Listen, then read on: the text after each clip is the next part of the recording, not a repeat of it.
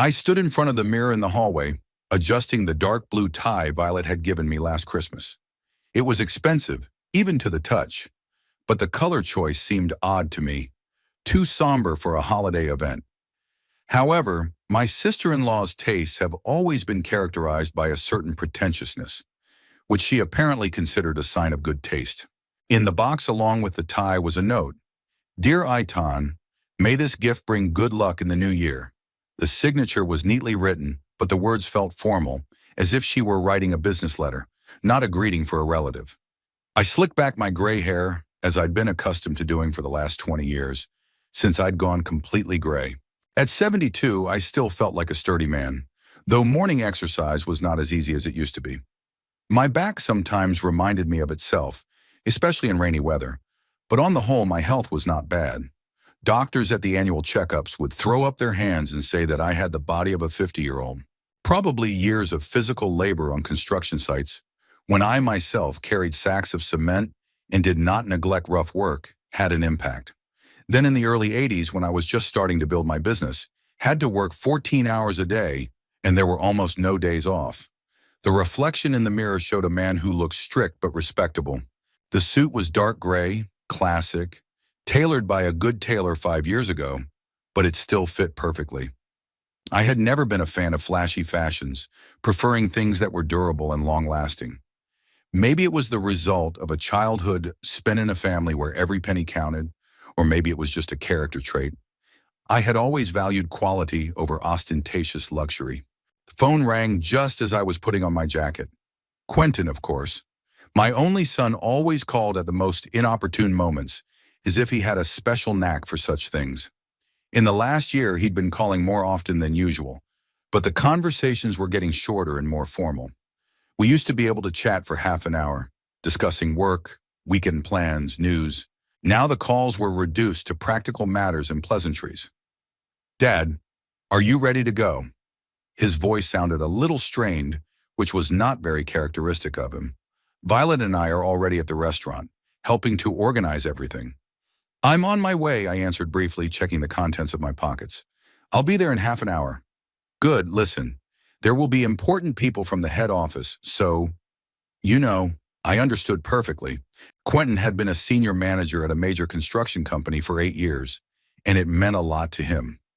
More than it should have, in my opinion. He was constantly worried about his career growth, about the opinion of his superiors, about how he was perceived by his colleagues.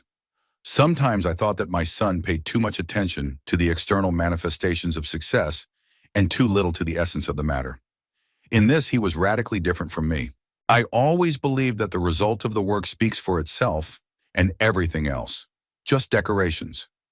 Behave yourself, he added with an attempt at a joking tone, but I caught something else in his voice. Embarrassment, awkwardness, it was hard to tell. How else am I supposed to act, I asked, but Quentin had already passed out. I grabbed my car keys and headed for the exit. The house seemed too quiet and empty, as it usually does when you've lived alone for years. It had been 14 years since Rosalind had died, but sometimes I still waited to hear her voice from the kitchen or footsteps on the second floor. She knew how to create the atmosphere of a home better than anyone else. She turned even the most ordinary evenings into little celebrations. Rosalind was a terrific cook, and the house always smelled of something delicious, whether it was pies or stewed meat or just freshly brewed coffee. Quentin had become even more aloof after her death than he had been before. He had always been closer to his mother. It was obvious from childhood. I was working hard, building a business, and time for heart-to-heart talks with my son was woefully lacking. Rosalind made up for it. She was both father and mother at the same time. After she left, there was a void between us that we never learned to fill. Maybe I tried too hard too little, or maybe Quentin just didn't want to get closer. Either way, as the years passed, we remained polite strangers, bound only by blood. This was especially true when Violet came into his life. It was as if she had filled the niche his mother had once occupied, and there was no more room for me. Not that I was complaining at 72. I didn't need anyone's constant care anymore. But sometimes I wanted to feel that I was not just a sponsor of family holidays and solving financial problems, but a really close person. It was a particularly cold December evening in Ardencroft. I sat behind the wheel looking out over the snow-covered yard and thought about how our relationship with my son had changed over the years. Formerly, we communicated regularly. He called at least twice a week, came for holidays, did not forget about his birthday. But something in this communication became mechanical, devoid of the warmth that should be between close people. Even gifts for the holidays became impersonal, expensive but obviously chosen hastily without understanding what I really need or enjoy. The last time we had a serious conversation was about a year ago when Quentin came to ask for help with a down payment on a house. He was sincere and open then, talking about his plans and how he sees his family life with Violet. I gave him the money without hesitation. Not a loan, but a gift. But after buying the house, something changed. Maybe he felt obligated, or maybe Violet had somehow influenced his attitude toward me. Violet came into our lives 3 years ago, and at first I was happy that my son had finally found a life partner. At 35, he was still a bachelor, and I was beginning to worry that he would be alone. Violet was a beautiful woman, educated, with good manners. She worked for an advertising company and held a good position there. She spoke intelligently, dressed tastefully, and could keep up a conversation on various subjects. But from the very beginning, there was some tension in her behavior, especially in communication with me. She called me by my first name only, never dad or father, though Quentin was clearly hoping for a more familial relationship.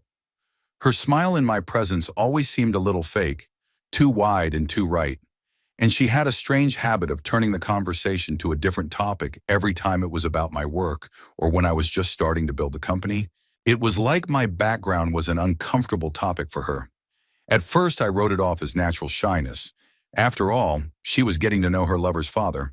But time passed and the barrier did not disappear. Moreover, it seemed to me that Violet was actively influencing Quentin, distancing him from me. Not overtly, of course, but subtly and delicately. She never said anything bad about me in my presence. But I noticed how my son's behavior changed after their conversations in private.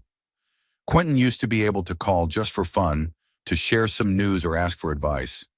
Now the calls have become purely practical. He used to drop by my place unannounced sometimes so we could have a beer and talk about life.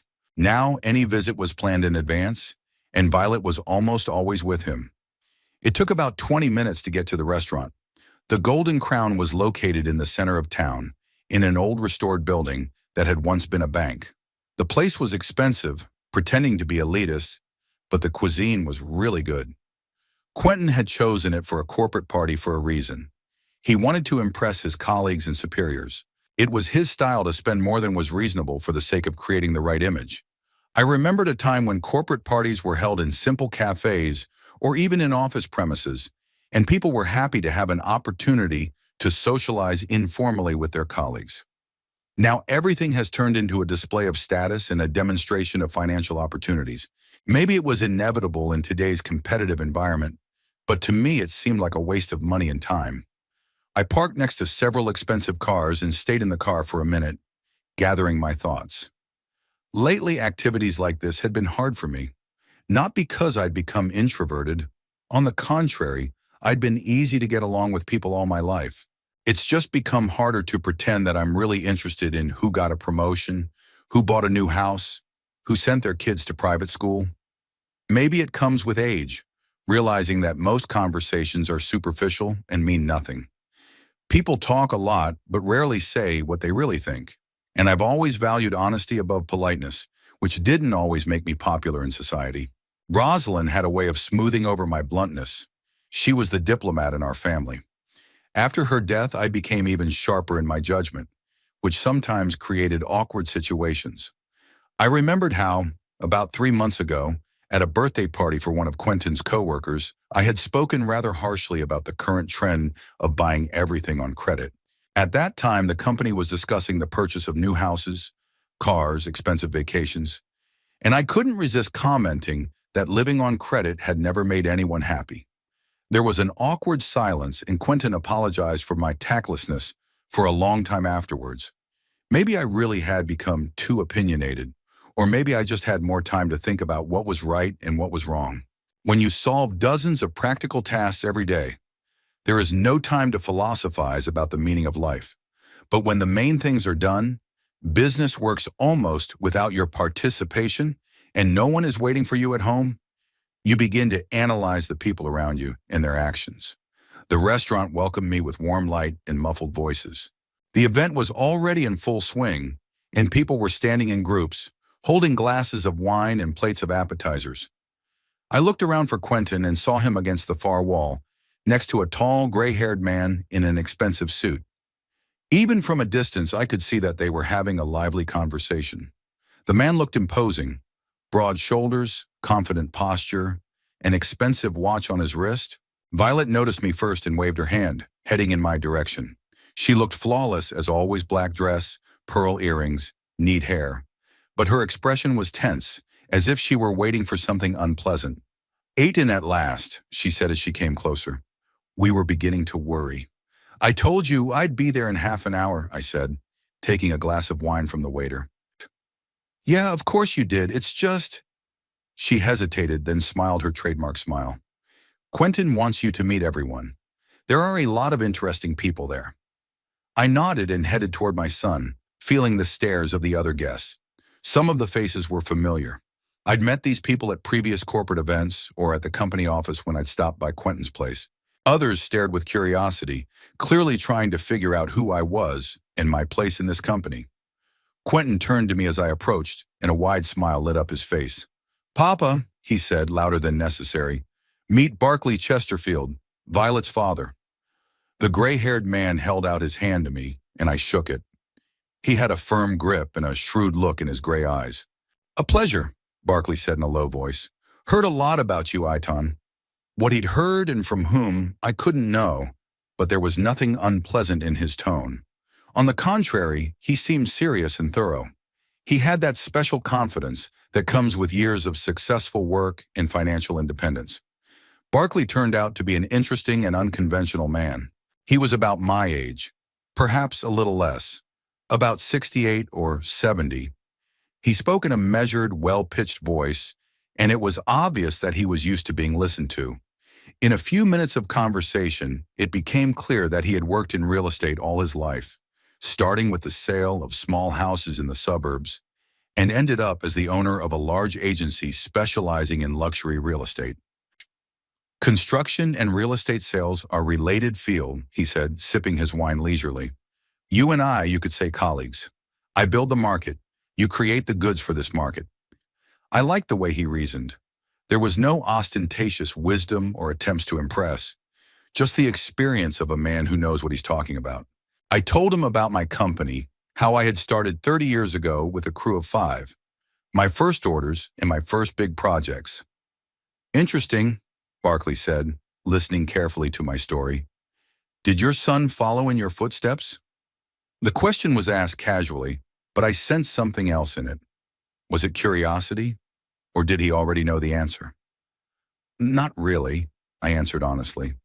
"Quentin chose to work for a large corporation. He says he wants stability."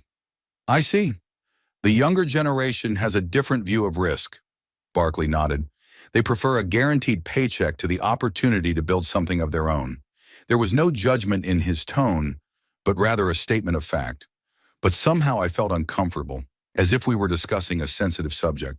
Maybe it was because I myself sometimes regretted my son's choice, though I never told him about it openly. Meanwhile, Quentin was introducing me to his colleagues. They ranged from young professionals in their 20s to experienced managers in their 50s. Everyone was dressed expensively. Everyone smiled the right smiles. Everyone said the right things. A typical corporate party where everyone is trying to impress the others without saying too much. I especially remember talking to the branch manager, a 45-year-old man named Reginald. He was the kind of man who could talk a lot about nothing while giving the impression of being a deep thinker. Reginald talked about the company's plans for the next year, about new projects, about the development strategy, but there was nothing concrete behind all these words. "We are moving towards innovative solutions," he said, waving his glass. "Our goal is not just to build houses, but to create spaces for living." I listened and thought that behind all this beautiful terminology was the usual desire to sell more expensive what used to be sold cheaper. Innovative solutions, spaces for living, it all sounds good. But at the heart of it is the same principle: bricks, cement, rebar, and human labor. What do you think about this direction? Reginald asked me out of the blue.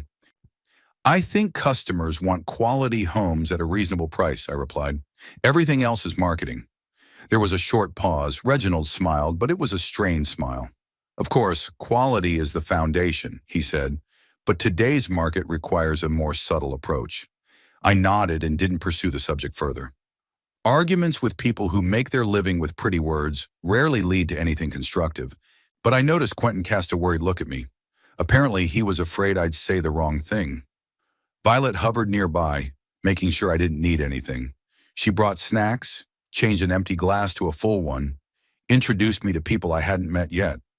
On the surface, it all seemed very caring, but I could sense a certain nervousness in her demeanor. It was as if she was carrying out a premeditated plan and was afraid of missing something. "Aitan," she said, approaching me again, "would you like to meet James? He is the chief architect of the company." James was a young man in his 30s, energetic and ambitious. He talked enthusiastically about his projects, showed pictures on his phone, explained concepts and ideas. Unlike Reginald, there was a sincerity in his words and a real passion for his work. "This is the complex we finished last month," he said, flipping through the photos. 120 apartments, 3 different layouts, its own infrastructure. I looked at the pictures. The buildings looked modern and neat, though somewhat impersonal. Typical mass development, functional but lacking individuality. Oh, who was the general contractor? I asked. "Mountain builders," James replied. "Do you know them?" Of course I knew them. Dick Mountain was one of my main competitors in the 80s. Then our paths diverged, and he went into the corporate world. I stayed in the private sector. But we kept up a friendly relationship and sometimes met at professional events. "Aita, good contractor," I said. "They do good work, but they don't come cheap."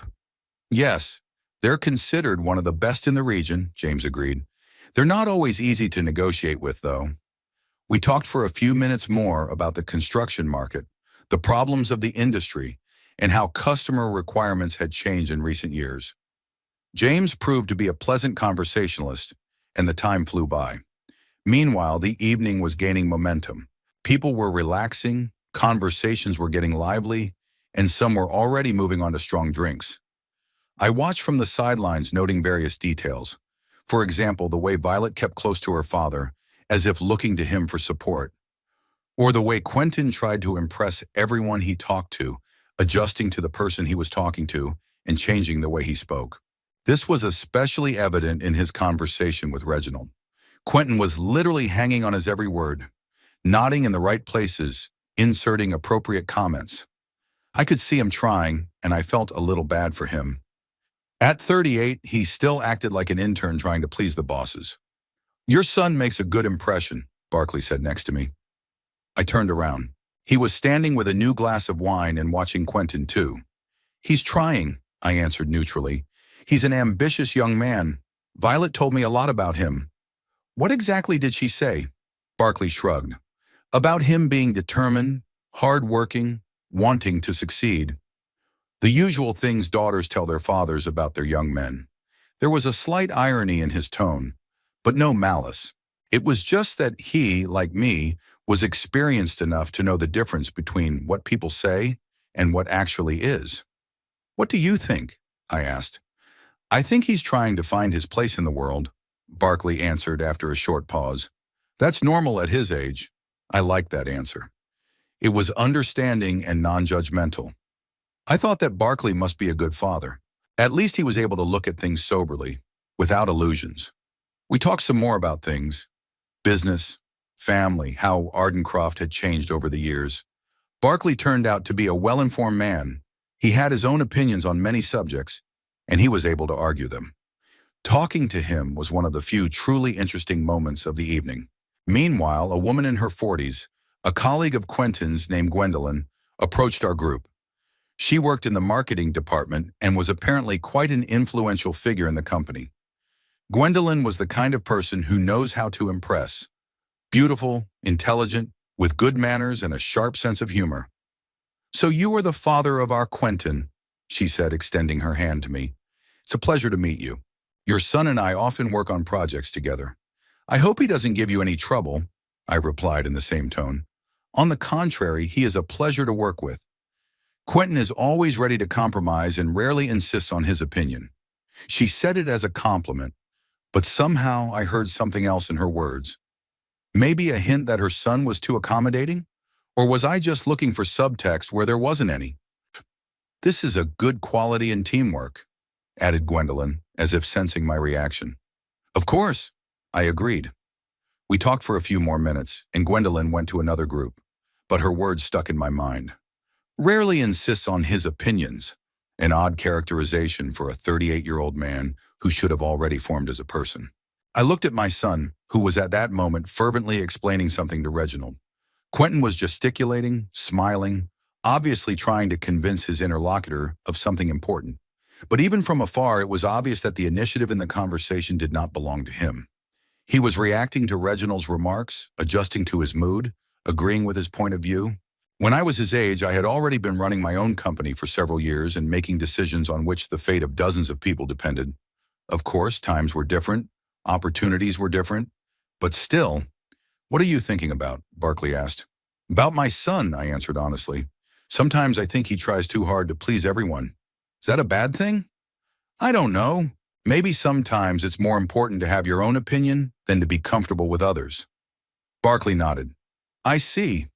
But you know what? Every generation finds its own way. What worked for us doesn't necessarily work for our kids. Maybe he was right.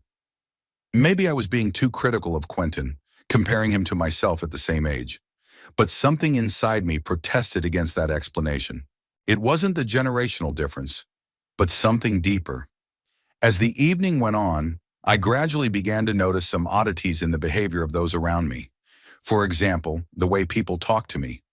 Everyone was polite and friendly, but their attitude felt artificial. It was as if they knew in advance exactly what they had to say and carefully avoided certain topics. No one asked about my business in detail, although for people working in the construction industry, this would have been a natural topic of conversation. No one was interested in my opinion about the market, my competitors, or the industry's prospects. Conversations were general, about the weather, about holiday plans, about the latest news. Violet was still hanging around, but now I began to notice that she was not just taking care of me, but rather controlling my communication. Whenever the conversation began to deepen or turn to professional topics, she would find an excuse to interrupt it or move on to something else. Aitan, she said, have you tried these canapes? They're amazing here. Or Niwi. Aitan, I'd like you to meet Patricia. She's recently returned from a vacation in Europe. At first I didn't pay attention to it, but gradually it became obvious that it was no coincidence. Violet clearly didn't want me to have long one-on-one conversations with anyone or to talk about my work. Quentin was acting strange too. He was introducing me to people, but he was doing it in a formal way, without warmth. This is my father, Aitan, and that was it. No details about who I was, what I did, what I meant to him. Just a statement of kinship. The tipping point came around 10:30 in the evening, when most of the guests had already relaxed and the conversations had become more frank. I stood at the bar, ordering myself a mineral water. Alcohol was worse for me in recent years than before, and I preferred not to abuse it at public events. The bartender, a young guy with a neat beard, smiled politely and handed me a glass with ice. At that moment, I heard loud laughter and turned toward the sound. A small group of people had gathered around Quentin and Barkley, who were talking passionately about something. Among the listeners, I recognized Reginald, Gwendolyn, James, and a few other colleagues of my son's whom I had met during the evening. The atmosphere in the group was friendly and relaxed, just the way a corporate event should be. I headed towards them, intrigued by what was happening. As I approached, phrases of conversation could be heard. Barkley was telling a story from his youth about his first big real estate deal. He spoke vividly and interestingly, and people listened with obvious pleasure. Quentin stood beside him, occasionally inserting comments and adding details. And then I realized that the most important thing in business is not to be afraid to take risks. Barkley finished his story. Of course, the risk must be justified, but without it, it is impossible to achieve real success. Exactly. Quentin exclaimed. I always tell my colleagues to learn from experienced people. Barkley has taught me a great deal. Savernum. And tell us more about yourself, Mr. Chesterfield, asked Gwendolyn. Quentin tells so much about you, but we are interested to hear firsthand. Barkley smiled modestly. There's not much to tell about me. Just a regular guy who's worked in real estate all his life. Started at the bottom and worked his way up. The main thing is honesty and hard work. And wise counsel, Quentin added. How to know, Barkley always knows what to say in a difficult moment. A real fatherly approach to life. The words sounded innocent enough, but there was something about them that made me wary. Maybe it was the intonation. Maybe it was the way Quentin looked at Barkley with some special respect and gratitude. Quentin is lucky to have such a mentor, Reginald remarked. Not every young man gets that kind of guidance. Yes, I'm very lucky, my son agreed. Not everyone can boast such a wise and experienced. He hesitated for a moment, then continued with a special warmth in his voice. Such a wise father.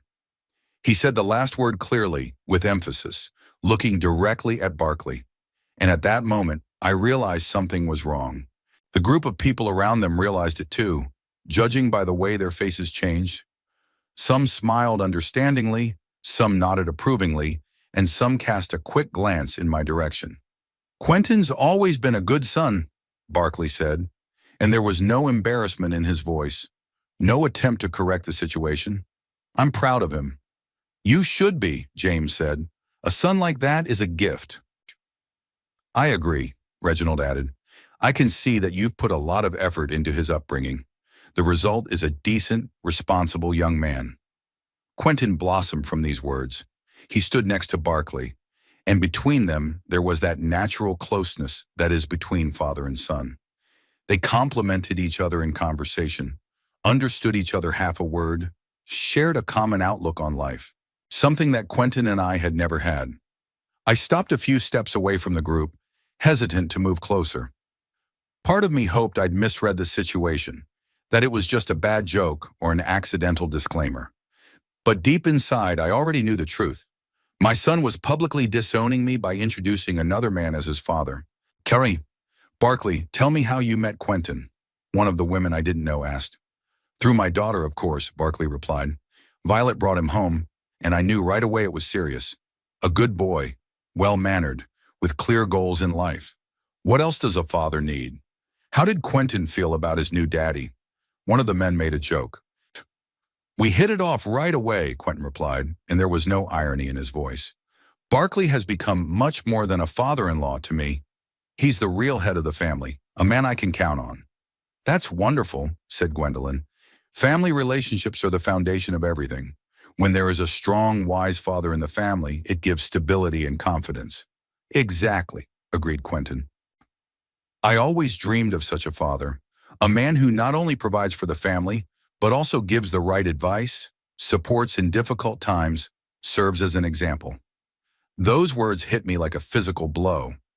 Not only disowning me, Quentin was also explaining to everyone present why he was doing it. It appeared that I was the wrong father, the one who didn't give the right advice, didn't support in times of need, didn't set an example. I looked at the faces of the people in the group. No one looked surprised or embarrassed. On the contrary, everyone was nodding and smiling as if they were discussing a very ordinary thing. Apparently for them, my role in Quentin's life was already defined and clear. I was just a biological father, a man from the past who no longer mattered. Barkley put his hand on Quentin's shoulder, a gesture both patronizing and affectionate. The important thing is not blood relation, but spiritual closeness, he said thoughtfully. A real father is the one who molds character, helps you become a man, imparts life wisdom. Biological ties don't always mean emotional ties. That's right, Reginald said, backing him up. I myself know of cases where stepfathers have become much closer to their children than their own fathers. We have several employees in our company in similar situations, Gwendolyn added. Certainly, modern families are more complicated than they used to be. The conversation continued, but I could no longer hear the words. The blood rumbled in my ears and I felt a cold sweat rolling down my back.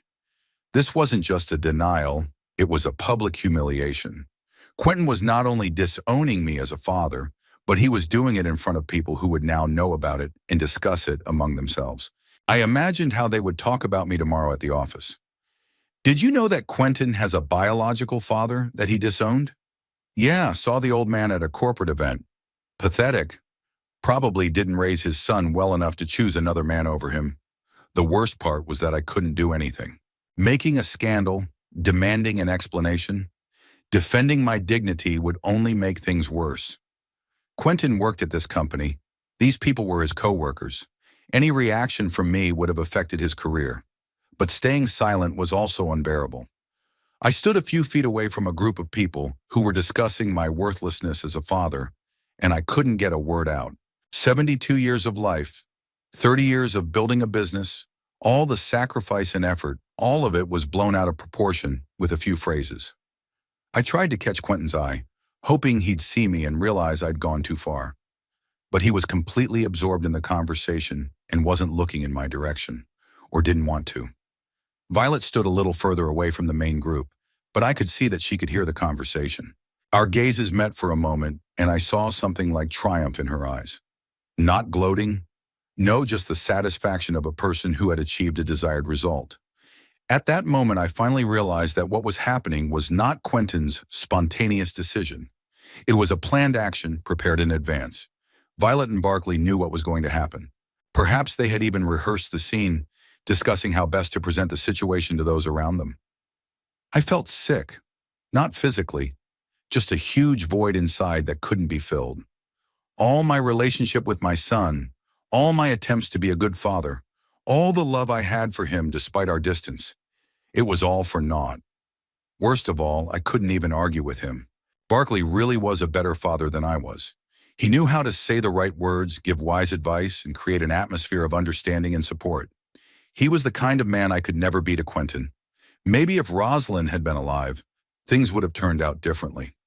She was able to be a bridge between us, to translate my harshness into understandable concern for my son, to explain my actions and motives to him. After her death, we were left alone with our inability to understand each other. But excuses didn't change the nature of what was happening. My son had publicly disowned me, and there was nothing I could do about it. I turned around and walked toward the exit, trying to move quietly and not attract attention. It seemed to me that everyone in the restaurant was looking at me and aware of my humiliation, though of course that wasn't the case. Most of the guests were busy with their own conversations and entertainment. At the check room, I had to wait a few minutes for the check room attendant to find my coat. Those minutes seemed like an eternity. I was afraid that Quentin or Violet would notice me leaving and try to stop me. Not because I wanted to stay. On the contrary, I needed to get out of here immediately.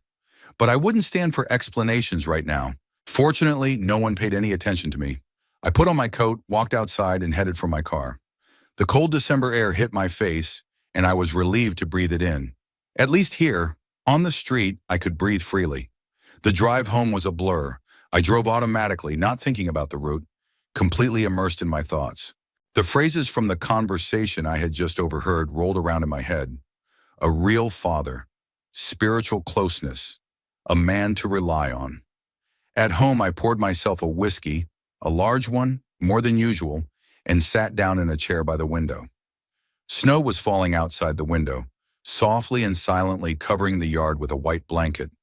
Beautiful and peaceful, the complete opposite of what was going on inside me. I tried to figure out exactly when things had gone wrong. Maybe I really was a bad father. Too strict, too demanding, too focused on the job. Or was the problem deeper, that Quentin and I just didn't fit together as people? Rosalind always said that the men in our family didn't know how to express their feelings. My father had been the same way, stern, silent, showing love by deeds rather than words. Perhaps it was passed on to me, and Quentin needed a different kind of father, a more open, more emotional one. But even knowing that, I couldn't forgive him for what had happened today. It was one thing to distance yourself from your own father, to choose another man over him. It was quite another to do it publicly, in the presence of strangers, turning my humiliation into a spectacle. The phone rang around midnight. Quentin, of course. I stared at the name that popped up for a long moment, then muted it and didn't answer. A minute later, a message came through. "Dad, where are you? We're looking for you." Too late, son. Too late for explanations and apologies. I woke up early, around 6 in the morning, though I'd gone to bed well past midnight. My sleep was restless, full of fragmented dreams in which the voices of yesterday and humiliating scenes were repeated. Several times I woke up with the feeling that someone was saying something unpleasant about me, but there was only silence in the room and gray pre-dawn light outside the windows. The headache was a reminder of last night's whiskey, but that wasn't the main problem. There was still a mixture of anger, resentment, and some cold determination simmering inside. Overnight, the initial shock had passed, and now I could think more clearly, and there was a lot to think about. I got up, showered, shaved, and dressed as I usually did, unhurried, methodical. The mirror reflected a tired man with bags under his eyes, but his gaze was steady. What was going to happen today required complete concentration and a lack of emotion. Emotions were a luxury I couldn't afford. Over breakfast, I made a to-do list for the day. The list was small, but each item required special attention. First up was the bank, then the law office, then a few phone calls. It had to be done by tonight. I knew Quentin's financial situation well because I'd been an active participant in it for the last few years. When he married Violet and they decided to buy a house, I not only gave them the money for the down payment, but also acted as a guarantor on the mortgage. Their income was not enough to get a loan for the amount they needed, and my involvement solved the problem. In addition, a year and a half ago, I helped him buy a new car. Again, I acted as a guarantor on the car loan. Then there was a high-limit credit card, which I also guaranteed with my assets. In total, Quentin owed the banks about $200,000, and all these debts were secured by my guarantees. In addition, we had a joint bank account, into which I transferred money to him for various needs: home repairs, vacations, unexpected expenses. This account held about $15,000. Another joint account was used for investments. I taught Quentin the basics of the stock market, and we bought stocks together. About $30,000 had been accumulated there. I remembered all of this accurately because I always took money seriously. Every dollar I spent on my son was a conscious decision. I thought I was helping him to get on his feet, to give him a good start in life. Now I realized I was just feeding ingratitude. I arrived at the bank at 8 in the morning. My manager, Philip, had been working here for 10 years and knew our entire family financial situation well. He greeted me with his usual friendly smile, offered me coffee, and asked what he could do to help. "I need to close some joint accounts," I said without preamble, "and to cancel the loan guarantees." Philip looked surprised. "Of course, Mr. Merriweather. Can you explain the reason? Perhaps there are some problems we could solve?" "There are no problem," I replied. "Just a change of circumstances." He nodded and started working with the documents. The procedure was more complicated than I thought. Joint accounts couldn't be closed unilaterally. It required the consent of both parties. But I could block access to the accounts by filing an application. There were nuances with the sureties too. It was impossible to revoke them completely, but I could demand that the bank immediately renegotiate the loans on the basis of changed circumstances. Given that without my guarantees, Quentin did not meet the bank's requirements, this meant demanding early repayment. "Do you realize that this would create serious financial difficulties for Mr. Quentin?" Philip asked cautiously. "I understand," I answered briefly. He asked no more questions and silently completed the paperwork. The work took about 2 hours. During this time, my phone rang several times. Quentin tried to call me, but I did not answer. From the bank, I drove to my attorney, Francis Blackwell. We had worked together for 15 years, and he handled all my legal matters. Francis was an old-school man, pedantic and attentive to detail. Just the kind of lawyer I needed right now. "Aiton, what a surprise." He welcomed me into his office. "What brings you here early in the morning?" I explained the situation briefly and without unnecessary details. Francis listened attentively, asking questions from time to time. When I had finished, he was silent for a while, pondering what he had heard. "I understand," he said at last. "It's a painful situation, and I sympathize with you. But are you sure you want to act so decisive?" "I'm absolutely sure." "Good. Then we'll need to review your will. If I remember correctly, Quentin was the sole beneficiary?" Yes, and I want to change that. Francis nodded and pulled out a folder of papers. Who do you want the inheritance rewritten to? Are there any other relatives? There are no other relatives, I answered after some thought. Just exclude Quentin from the will. Then I'll decide what to do next. It can be done, but take into account that under the law he can still claim a mandatory share. Do everything in your power to prevent that from happening. Francis got to work. Rewriting a will is not a quick procedure, especially when you have to take into account all the legal intricacies. But we outlined the major changes right away. Quentin was excluded from the list of heirs. All assets temporarily transferred to the management of a specially created fund. The documents will be ready in a few days, Francis said as he walked me to the door. But Aitan, have you really thought this through? Family conflicts are sometimes easier to solve than they seem. It's not a conflict, Francis, I replied. It's a final decision. When I got home, I found 7 missed calls from Quentin and 4 from Violet on my answering machine. There were also 2 messages on the phone. The first was from Quentin. Dad, we need to talk urgently. There's been a misunderstanding. The second from Violet. Aitan, please call me back. We can talk about it. Misunderstanding. Funny they call it a misunderstanding. At 3:30 in the afternoon, the phone rang again. This time I answered it. Dad! Quentin's voice sounded excited and confused. Finally! I've been trying to get through since this morning. What's going on with the bank accounts? What's going on with them? I asked calmly. They're blocked. I can't withdraw money. The bank says you've revoked access. And something else about renegotiating loans. That's right. Pause. I could hear Quentin breathing heavily. But why? What happened? You really don't get it, do you? Understand what? Dad, if this is about last night, it was a misunderstanding. That's not what I meant. What exactly did you mean when you called Barkley your father? Another pause longer. It was an accident. I was a little drunk, relaxed. People got it wrong. People got it right, Quentin. You deliberately introduced Barkley as your father in front of your colleagues. And you explained to them that that was the kind of father you'd always wanted. No, I mean, that's not what I meant to say.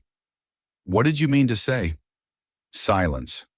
Quentin was obviously trying to think of an explanation, but he couldn't find the right words. Dad, let's meet and talk calmly, he finally said. I'll come to you. We'll discuss everything. There's nothing to discuss.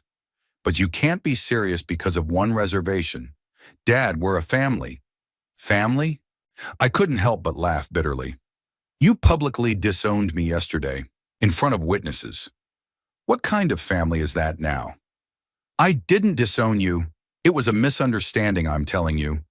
Quentin, I said as calmly as I could, you called another man your father last night. Not father-in-law, not mentor. Father. You said you'd always dreamed of having a father like that. You explained to your coworkers that a real father is not a biological parent, but one who gives wise counsel and support. All this was said in my presence, but you pretended I didn't exist. I didn't realize you were listening.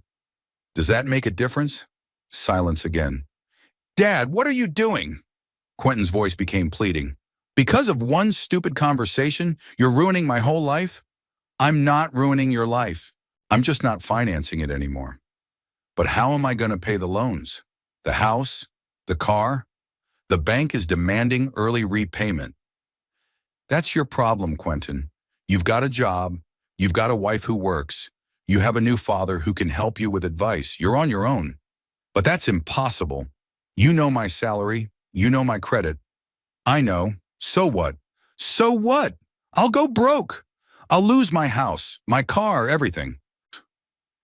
Then you should have thought of that yesterday before you put on a show for your coworkers. Quentin stopped talking. Then I heard a woman's voice in the background. Apparently Violet was saying something to him. Look, Quentin said in a different, firmer tone.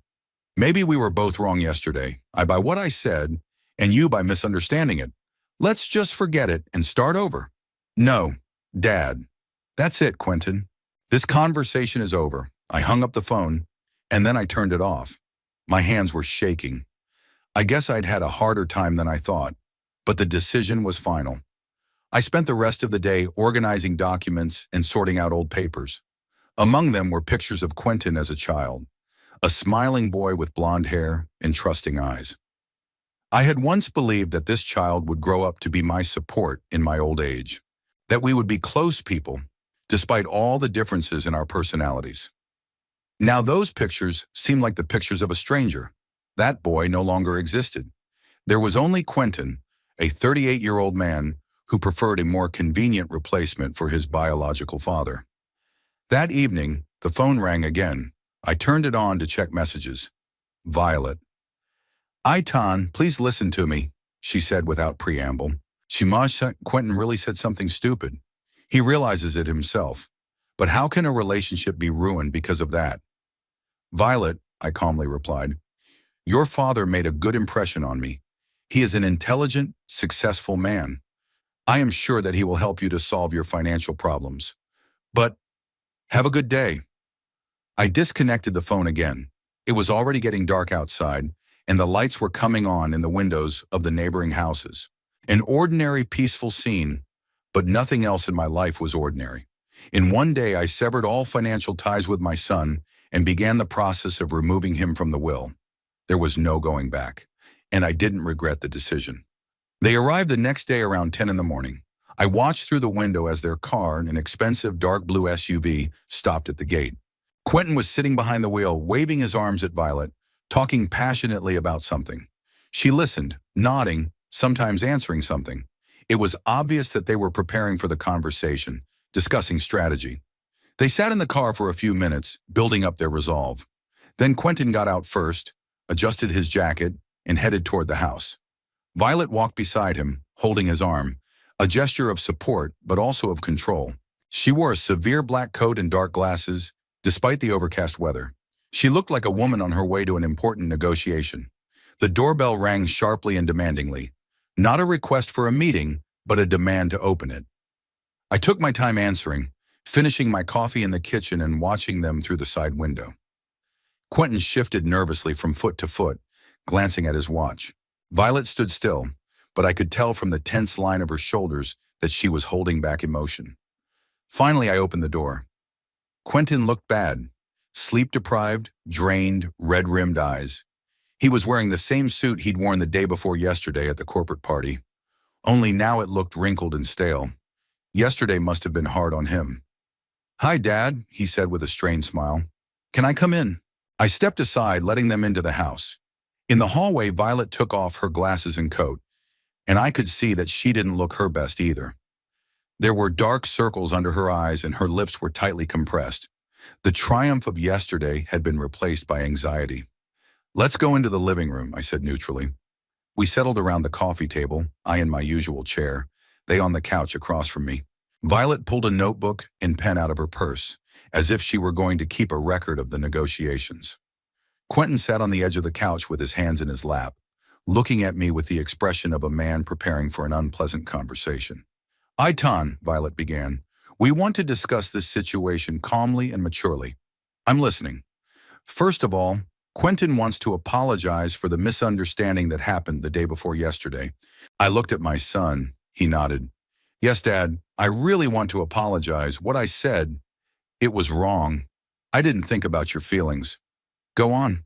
"I was in a company. I'd had a few drinks. I was relaxed. And when my colleagues started asking about Barkley, I got carried away.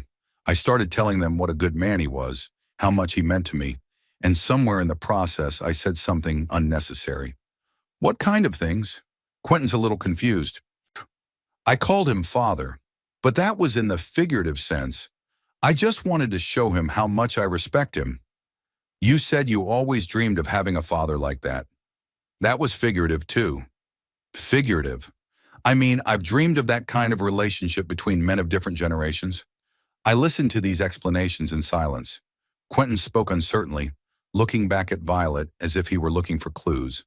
It was obvious that the words were memorized and did not fit well with what I had heard the day before yesterday. "You see," he continued, "I never meant to hurt you.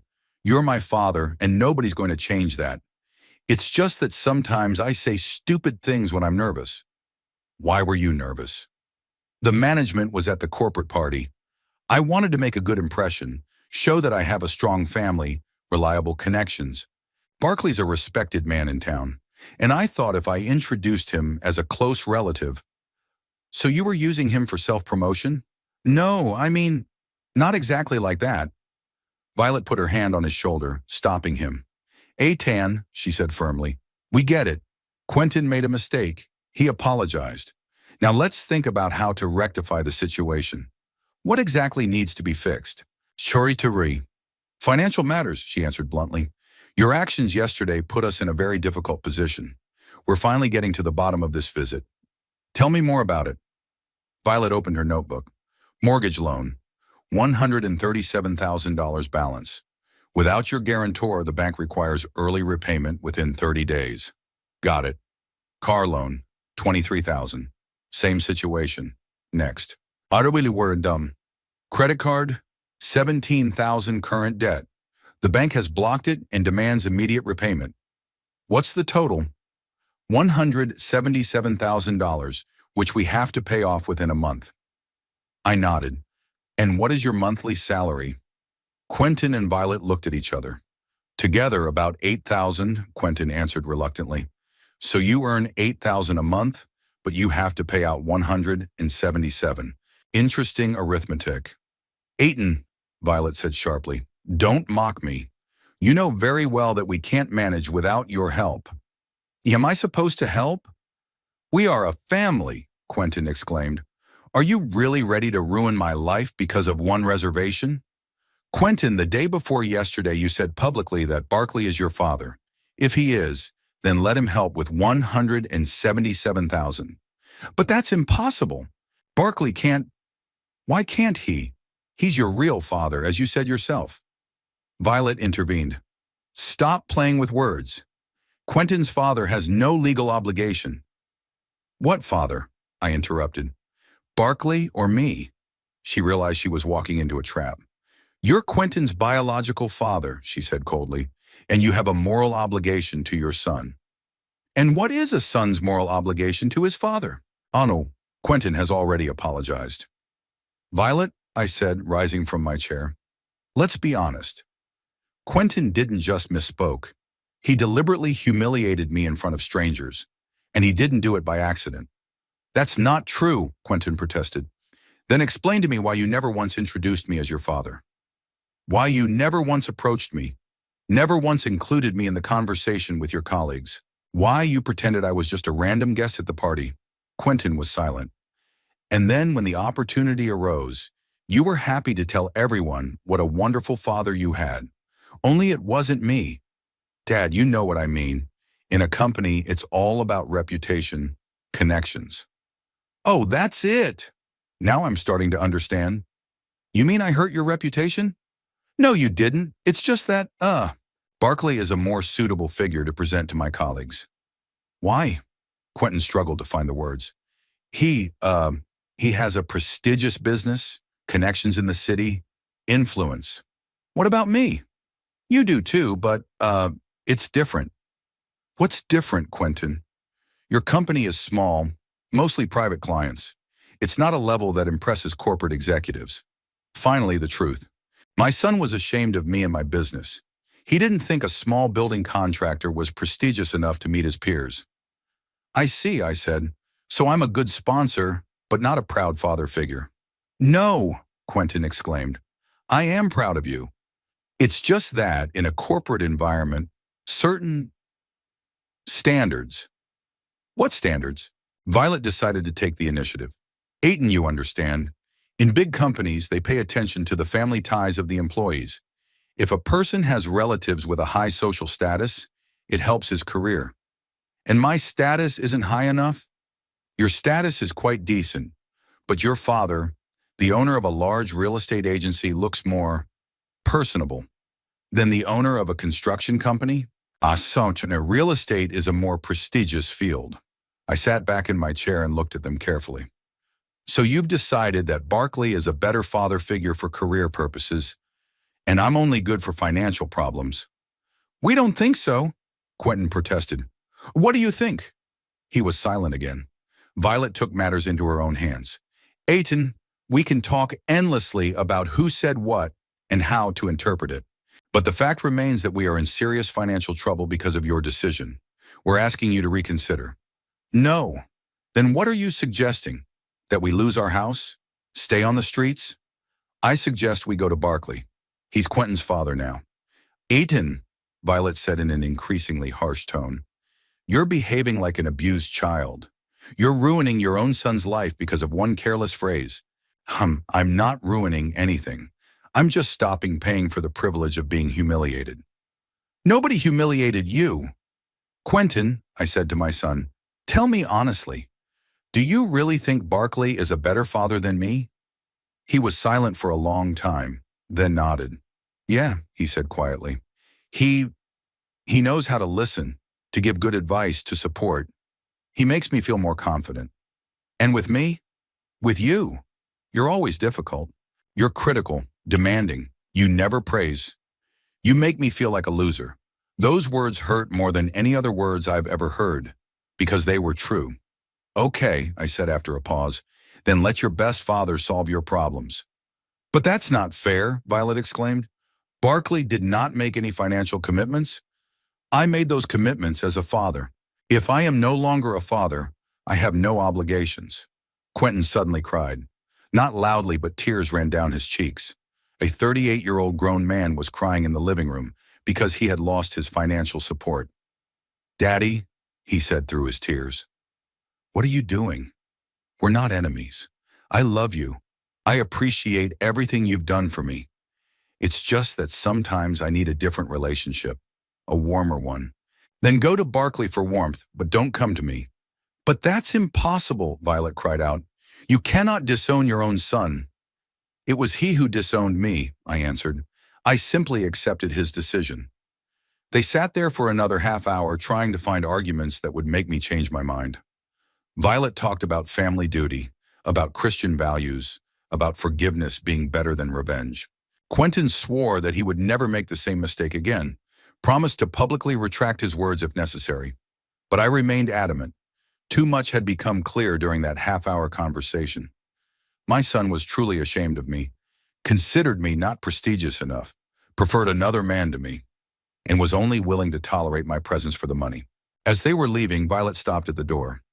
You'll regret this, Aiton. Family is the most important thing in life. I agree, I said. It's a pity your husband realized it too late. The revelations began the next day when I met my neighbor Bernice Hatfield at the mailbox. Bernice had lived next door for 20 years, and we had maintained a friendly relationship, not close, but warm enough to exchange news and mutual favors. She was in her mid-60s, worked at the local library, and was considered one of the most informed residents of our neighborhood. Aitan, she said when she saw me. How are you? I haven't seen you in a long time. I'm fine, Bernice. How are you? I'm fine. She hesitated a moment, then added with some embarrassment. Listen, what's going on with you and Quentin? I saw him and his wife come to see you yesterday. They looked upset. A little family disagreement, I answered evasively. Bernice nodded understandingly. I thought you two had reconciled. After the way he talked about you last month, I was surprised he'd even show his face. Something in her tone made me wary. What exactly did he say? Bernice realized she'd said too much and tried to back off. It wasn't a big deal. It was just a conversation. Bernice, I said seriously, it is important for me to know. What did Quentin say? She sighed. Well, if you ask me, I met him a month ago at the supermarket, and we got to talking. I asked him how you were doing. How you were doing, of course. And she hesitated. He gave me a rather strange answer. He said you're healthy, of course, but you're getting more and more, as he put it, obsessive and demanding. Obsessive? Yes. He also said that it's hard for you to accept that he's an adult who can make his own decisions, that you're always trying to control his life. I listened in silence, feeling the now familiar feeling of betrayal growing inside. What else? Nah. He complained that you called too often, constantly interested in his affairs, criticizing his wife. Bernice spoke more and more reluctantly. Aiton, I didn't believe him, of course. I've known you for years. You're not that kind of person. What did Violet say? Was she with him? You said wife. No, he was alone, but he mentioned her opinion a few times. Violet's opinion that we need to set boundaries in relationships, that elderly parents are sometimes a burden to a young family. A burden. So I was a burden. Anything else? Aiton, maybe we shouldn't. Bernice, please. She looked at me with sympathy. He said that you were living in the past, that you didn't understand modern business realities, that your advice was outdated and no longer relevant, and that he had found a more suitable mentor in the person of his father-in-law. Now the picture was becoming clearer. Quentin didn't just misspoke at a corporate event. He'd been preparing the ground for months, telling everyone around him what a bad father I was and how much better his new family relationship was. Thanks for your honesty, Bernice. Aiton, I'm sure he was exaggerating. You know young people sometimes. It's okay, I interrupted. It's just good that I finally found out the truth. That evening I got a call from Dick Mountain, an old acquaintance of mine from the construction business. We hadn't spoken in 3 months, and the call seemed strange. Aiton, old boy, he said in a cheerful voice. How are you? Long time no see. Hey, Dick, I'm all right. What's going on with you? Same old, just working a little bit. Hey, listen, here's the thing. You know how you told me about your son working at Imperial Construction? I do. Well, I ran into their director, Reginald Fitzpatrick, at an event the other day. We got to talking, and I mentioned I knew you. And he said, oh, that's our Quentin's father. So? Well, we talked about your son. Reginald compliments him, says he's a good employee, and then he adds, Dick hesitated. Adds what? He says Quentin has a complicated relationship with his father. He says the older generation doesn't always understand today's youth, and that, fortunately, the guy has a wise father-in-law who helps with life advice. I see. Aiton, of course, I did not argue, not my business, but it seems strange to me. You're a normal father. I remember you talking about him. Dick, when was that? About 2 months ago at the Building Technology Expo. So Quentin was already talking in a professional setting about his complicated relationship with me. And this is despite the fact that outwardly we were communicating normally. He called, came to the holidays, accepted my financial assistance. The next day I decided to do my own investigation. I called a few acquaintances with whom Quentin could meet and cautiously inquired if he had mentioned me in conversations. The results were even more unpleasant than I expected. Ted Morrison, owner of a large building material store, told me that Quentin had complained to him several months ago about my outdated thinking and inability to adapt to new times. According to my son, I was too conservative in business and didn't understand current market trends. Harold Kingsley, with whom we were members of the same golf club, recalled a conversation with Quentin at a summer tournament. At that time, my son told him that I had become too imaginative and suspicious, constantly criticizing his wife and trying to control their family life. The most painful was the story of Elmer Whitehall, an old friend of our family who had known Quentin since childhood. Elmer was reluctant to talk for a long time, but finally admitted that Quentin had recently asked him for advice on how to gently limit an elderly parent's influence on the family without hurting him. He said you were becoming too dependent on him, Elmer said reluctantly. He said that since Rosalind's death you'd become lonely and were trying to compensate for it by forcing intimacy with him and his wife. And what did you say to him? I told him I didn't believe you were imposing. I've known you too long. But he insisted that the problem was serious and he needed to find a way to delicately detach without completely severing the relationship. Gently detach. Now I understood what had been going on for the past few months. Quentin was indeed withdrawing, yet he continued to accept my financial support. He had systematically undermined my reputation in the eyes of mutual acquaintances by portraying himself as the victim of an intrusive, elderly father who needed professional help from a wiser mentor. The most cynical thing about this situation was that all of his complaints about my intrusiveness and control were coupled with constant requests for financial assistance. It appeared that I was bad enough to need to be delicately removed from me, but good enough to pay for the house, car, and other expenses. In the evening, I sat in my office and analyzed the information I had received. The picture that was emerging was depressing but solid.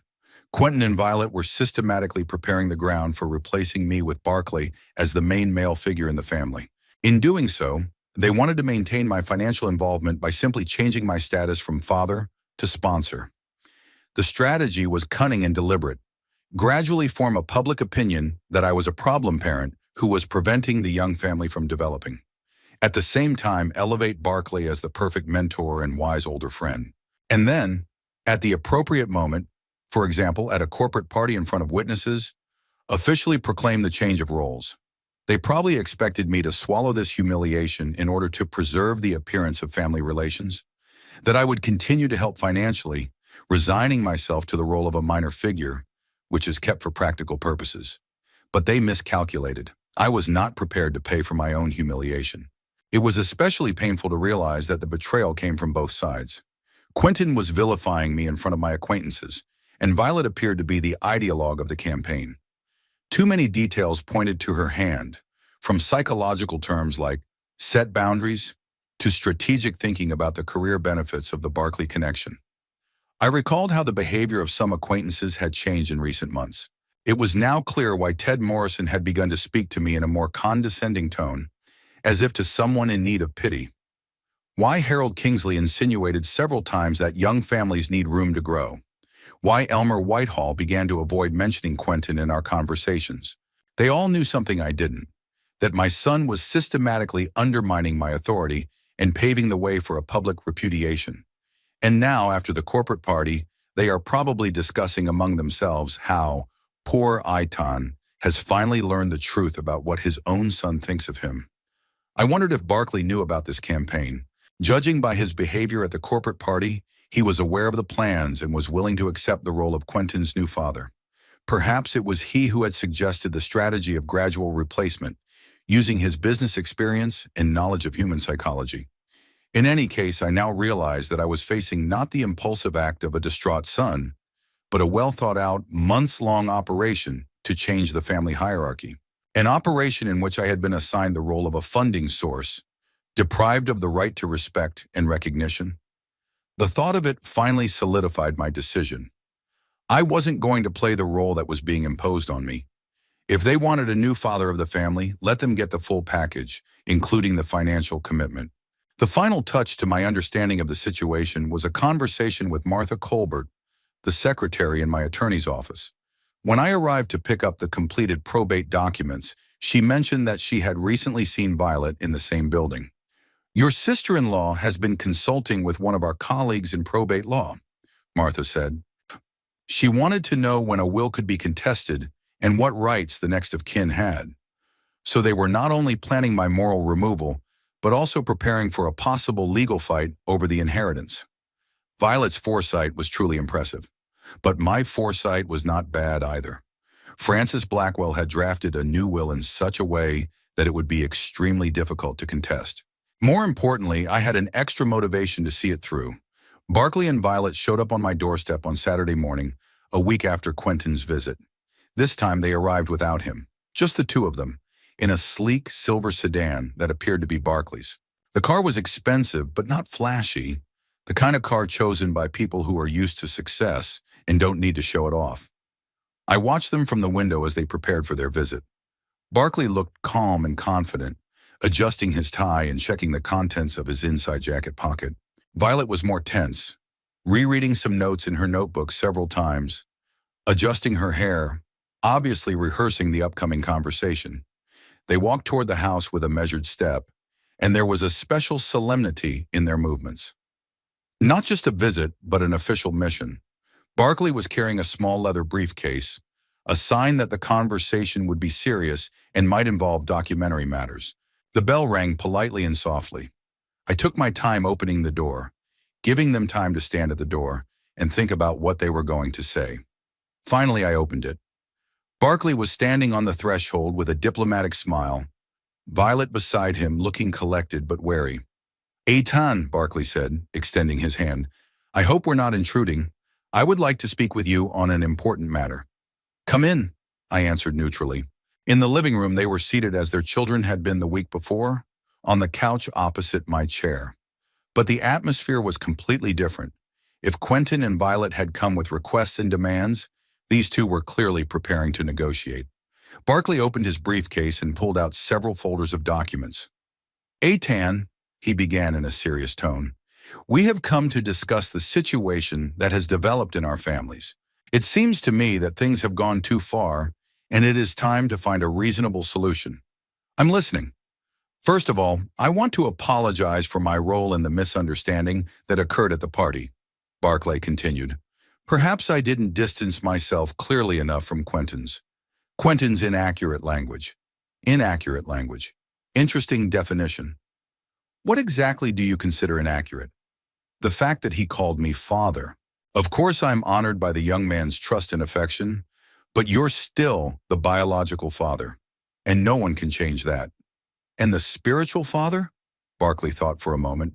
I hope I've been a good mentor and friend to Quentin, but that doesn't invalidate your rights and status. A diplomatic answer that doesn't really answer anything. Barclay, I said bluntly, did you really not realize what was going on? Or were you aware of the plans to replace me as head of the family? Violet wanted to say something, but Barclay stopped her with a gesture. Aitan, I understand your indignation, he said calmly. Yes, Quentin has told me a lot about your relationship, about his difficulty in finding common ground with you, about his lack of support and understanding. I tried to help him with advice to share my experience. I may have overstepped my bounds somewhere. What kind of advice did you give him? General stuff about how to build relationships between generations, how to cope with differences in views on life. Did you also give him advice on how to gently distance yourself from an intrusive parent? Barclay clearly didn't expect me to know that. For a moment, his confidence shook. Where did you get this information from? Quentin consulted with our mutual acquaintances and mentioned that the idea came from you. Barclay glanced at his daughter. Violet nodded, as if giving him permission to be frank. All right, he said. Let's be blunt. Yes, Quentin has complained of difficulties in his relations with you. Yes, I've suggested ways of, let's say, optimize that relationship. By replacing me with you? Not replacing you, supplementing you. Quentin is a grown man, but he needs male support and guidance. If he doesn't get that from his biological father, it's natural to turn to other sources. And is it natural to denigrate his biological father in front of others? Barclay sighed. Quentin was worried. Young people sometimes say unnecessary things when they are seeking understanding. For months? Systematically? At every opportunity? Aitan, Violet intervened. Maybe Quentin was indeed careless in what he said. But he never meant to hurt you. He was just trying to find support in a difficult situation. What kind of situation was difficult? The fact that I was helping him financially and taking an interest in his affairs? It's not that simple, she countered. Your relationship with Quentin, it's always been complicated, ever since you were a child. Tell me more about it. Violet opened her notebook. She must have had notes on the subject. Quentin told me that you were a very strict father, demanding, critical, emotionally unavailable. Things only got worse after your mother died. In his opinion, he felt he wasn't living up to your expectations, that you were disappointed in his career choices, his lifestyle, his marriage to me. And that's why you decided to replace me? Not replace, Barclay corrected. Supplement. To give Quentin what he lacked in his relationship with you. And what exactly was he lacking? Approval, support, understanding, Violet listed. A feeling of being valued and accepted for who he was. I thought about what she said. Perhaps there was some truth in them. I was indeed a strict father, indeed praised my son little, indeed criticized his decisions often. After Rosalind's death, Quentin and I had drifted further apart. But even so, I said, does that justify your actions? What actions? Barclay asked. A systematic campaign to discredit me in the eyes of others, preparing for a public abdication, consulting an inheritance lawyer. The last remark had an effect. Violet turned pale and Barclay frowned. Consultation with a lawyer, he said slowly. I did not know about it. But of the plans for abdication, were you aware? A long pause. No, Barclay admitted at last. Quentin had been agonizing over the idea for a long time. He wanted to officially, shall we say, reformat the family relationship, declare me his adoptive father, while retaining my financial support. Financial matters were discussed separately. And what conclusion did you come to? Violet took the initiative. We felt that your support could continue on a new basis, not as an obligation as a father, but as an investment in the young family. So I was supposed to be the sponsor instead of the father? Not a sponsor, but a philanthropist, a man who helps young people get back on their feet.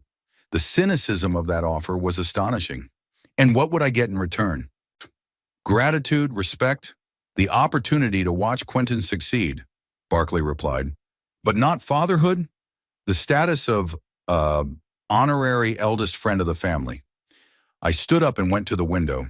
It was snowing outside and the world looked clean and simple, unlike the web of lies and manipulation in which I found myself. And how did you plan to accomplish this transformation? I asked without turning around.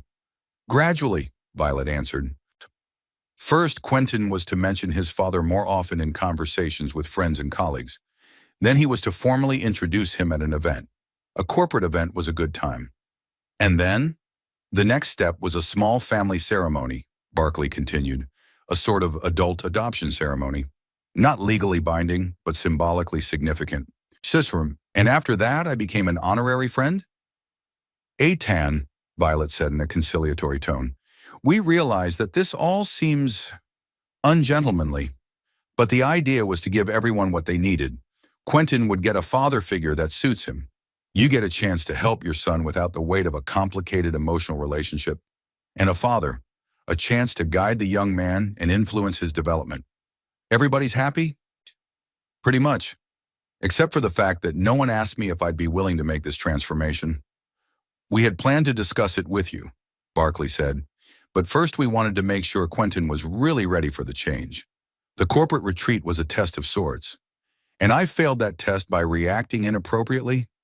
You reacted, emotionally, which is understandable. I'm back in the chair. Barclay, tell me honestly, do you really think you're a better father to Quentin than I am?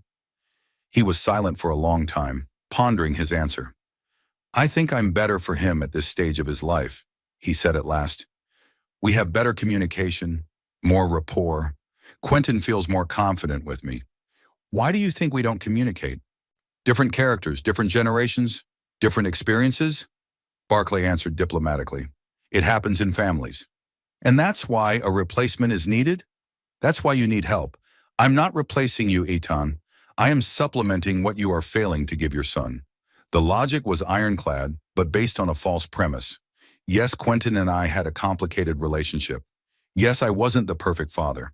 But to solve that problem by implicitly replacing me with another man was wrong on every level. Okay, I said. Let's say I understand your motives. What do you propose now? Barclay opened one of the folders. We have analyzed the situation and prepared several options for settlement, he said in a businesslike tone. The first option is a return to the status quo. You restore Quentin's financial support. We forget about what happened at the corporate party. And what do I get? Quentin publicly apologizes and admits he misspoke. And nothing else changes? Nothing else changes. Option 2? Violet took the folder from her father. The second option involves a fair division of roles, she said. You remain Quentin's biological father and financial backer. His father becomes his mentor and spiritual director. We openly recognize this situation and build a relationship around it. What does this mean practically? Quentin will turn to you for financial matters and to father for life matters. You will act as equal senior relatives at family events. The third option, Barclay pulled out another folder. The third option is a civilized separation, he said. You give me all your obligations to Quentin, financial and emotional. In return, you get complete freedom from family responsibilities. Read more. I take on all of Quentin's debts, help him with his career, become his official mentor. You're still technically a father, but you're no longer actively involved in his life. And what do I get in return? Peace of mind, Barclay replied.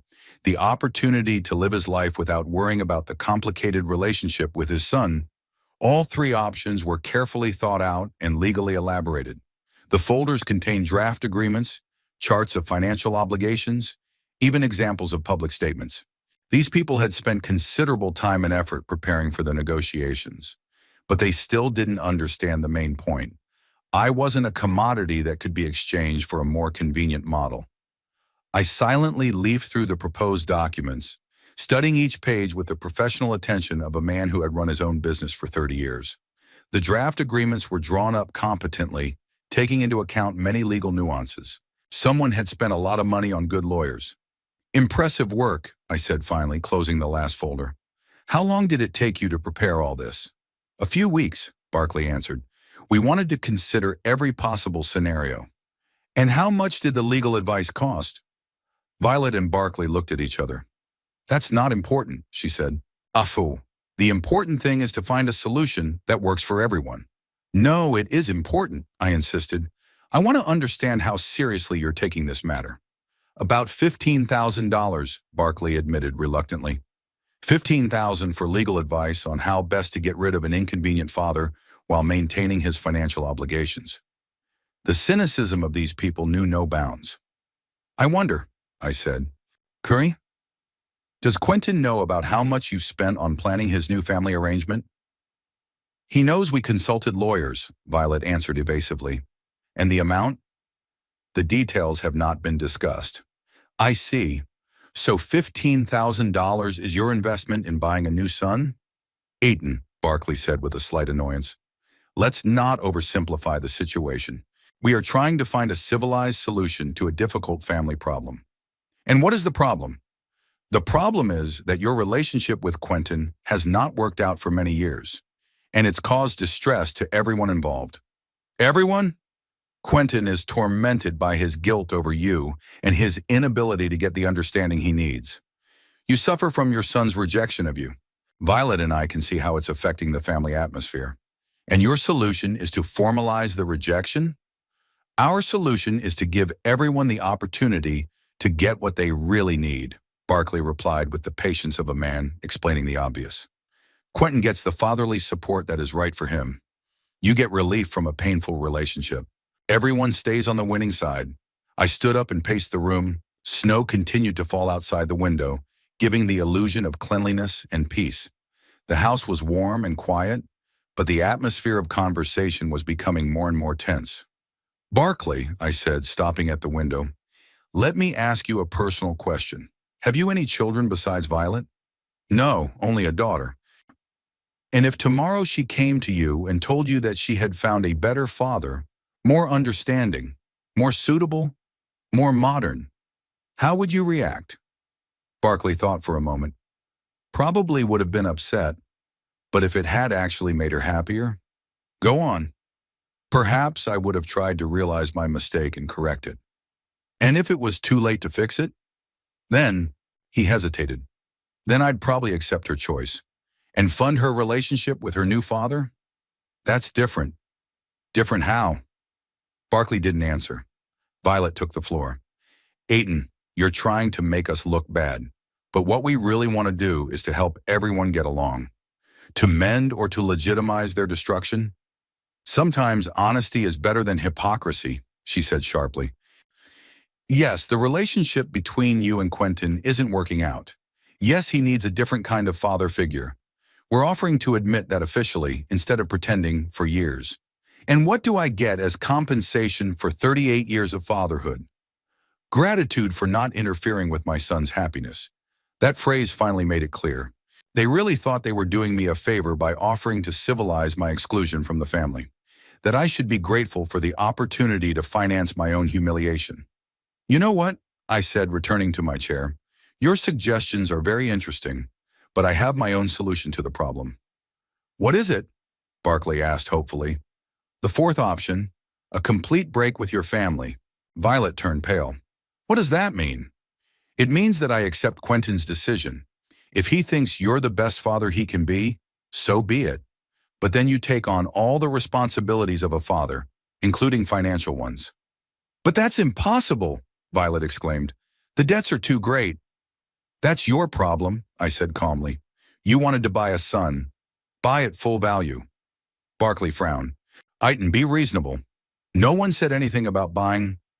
That's exactly what I see. You want Quentin with all the rights of a parent, but no financial obligations. That's a bargain purchase. We were proposing a separation of duties, which in practice would mean I pay and you raise him. No, thank you.